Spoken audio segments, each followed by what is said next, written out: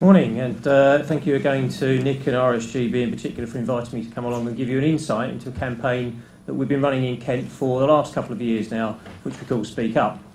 It's a campaign I'm particularly proud of, but then again I'm particularly proud of all the work we do, so it's not hard for me to say that really.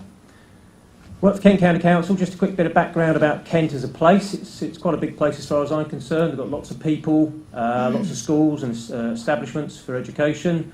Lots of people visiting and passing through Kent. My director always informs me reliably that apparently if we laid all the ends of the roads together in Kent, and they'd stretch all the way to Seattle on the west coast of America, but he's a font of useless knowledge like that, the person. He's not in the room, I can say that. In terms of the road safety activity, we've got a fairly small team, although under no doubts and no illusions there are teams that are probably even smaller than ours around the country. But we have 4 educational activity-based people and 4 working on DDS. To us, that's the end-door schemes, driver diversion schemes. Our programme of ETP is set out well in advance, so we have a year's programme that we're just finalising for this current financial year, which we're publishing very shortly. And I'm really pleased to say that we retain the casualty reduction focus throughout that work. Other people in the wider team deal with sustainability issues and the wider messages along those lines. But within that programme, we deliver 8 to 10 campaigns a year on the mass message approach. All of the work we do through ETP addresses these 3 things as our core objectives, so awareness, knowledge and trying to affect intended behaviour. We're under no illusions of our ability, or perhaps lack of ability, to associate a specific casualty reduction benefit to any of our educational work, so we don't even try, quite frankly. We look to measure these 3 things, and if we can get a success in moving those 3 things and casualties come down, then I'd go back to my director and infer some success for our contribution. That's just a quick look at the kind of things that we're doing this year and last year. Some of the campaigning activity. In the bottom right-hand corner there is our current drug drive campaign, which kicks off officially next week. But it just gives you a quick insight into some of the other work that we do. Now, within that work, obviously we focus at a range of target audiences, and no surprise to anybody in this room that one of our key target groups are young drivers.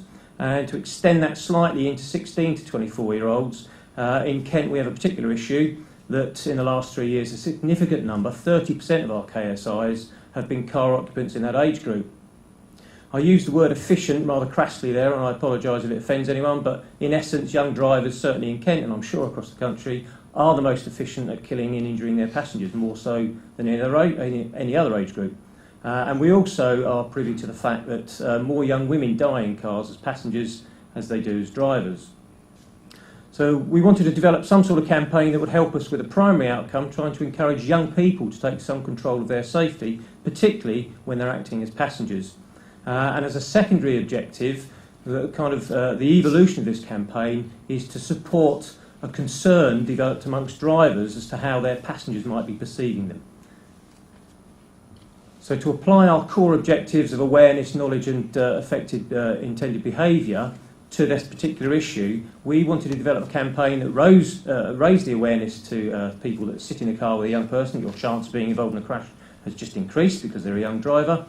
We wanted to increase people's knowledge of what they could do in such a situation if they felt unsafe, and particularly to encourage more people to be prepared to speak up if they had a concern. The graphic that we had developed by our creative people led to this quite eye-catching graphic, I believe, where it shows a young woman with her mouth effectively airbrushed out, using the tagline, as you can read there, "Don't lose your voice, speak up." What I'd like to do now is just quickly show you the television and cinema advert that we put together for this campaign, just so you get more of a flavour of the campaign in action. Just 30 seconds worth.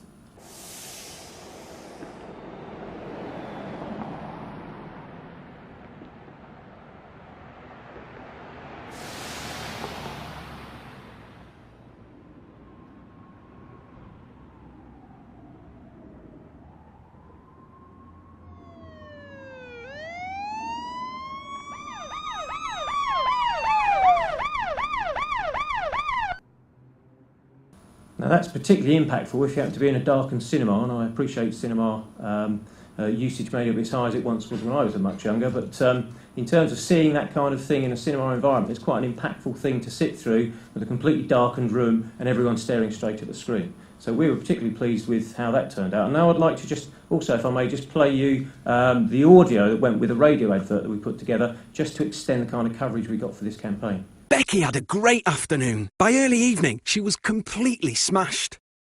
Her boyfriend Josh was driving fast and showing off. He lost control, ended up hitting a tree. If only she'd said something, told him to stop showing off, stop driving so fast. As a passenger who's feeling unsafe, it's okay to speak up. It's your life on the line. 210 car occupants aged 16 to 24 have been killed or seriously injured on Kent's roads in the last 3 years, many because they didn't speak up. Don't lose your voice. Speak up. Kent County Council Road Safety. Visit facebook.com/YouShouldSpeakUp. Now, we're under no illusions that that everyone's going to listen to the radio ad when we play it or go to the cinema when we see it. So clearly we try to extend the message through the campaign through a range of different channels. Trying to identify those channels, as again plenty of us in the room know, the most effective channels that can engage with our target group. And in this case we went for a combination of roadside advertising on buses through to pub and club washroom posters, some theatre and education work that we put together through our colleagues at Collingwood, as well as our online presence and our social marketing activity. Now again, just how much you buy into these industry standard measurements is something I suppose is pretty unique to each individual.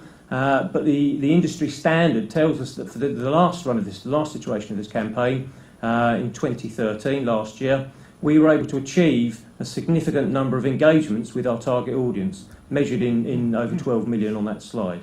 So you can see the kind of range of activity we use there to try and engage as often as possible with the people we need to speak to.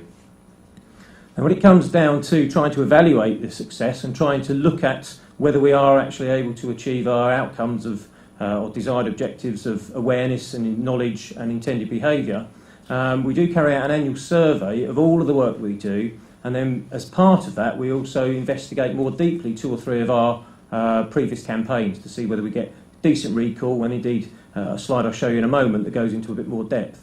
But in terms of how that 12 million engagements manifests itself in terms of recall, this is part of our annual survey with a base of nearly 500 road users across all ages, showing in green across the top there how many people recognise some of the ads that we showed to them as something they'd seen before.